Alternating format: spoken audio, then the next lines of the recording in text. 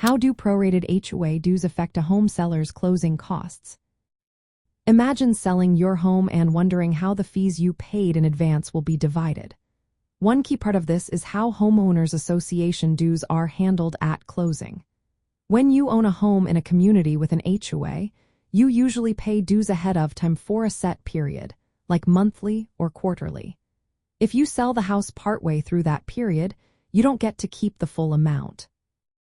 Instead, the dues are split between you and the new owner based on how long each of you own the home during that billing cycle. Here is how it works.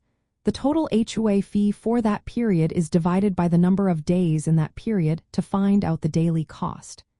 Then, the number of days from the closing date to the end of that billing cycle is calculated. The seller is responsible for reimbursing the buyer for those remaining days because the buyer will benefit from HOA services during that time.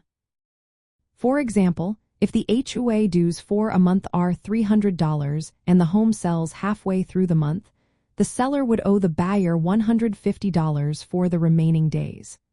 This amount appears as a credit on the closing statement and increases the seller's closing costs. From the seller's point of view, prorated HOA dues make sure they only pay for the time they own the home. It prevents overpaying for HOA services after they have moved out. This adjustment is just one part of closing costs, which also include property taxes, mortgage interest, and homeowners insurance. Sellers should expect this prorated amount to be added to their total closing costs, but it's fair because it divides expenses accurately based on ownership time. It's important that the proration of HOA dues is clearly written into the purchase agreement. Both buyers and sellers should review the HOA fee schedule and proration policies before closing. This way, everyone understands their financial responsibilities and avoids surprises.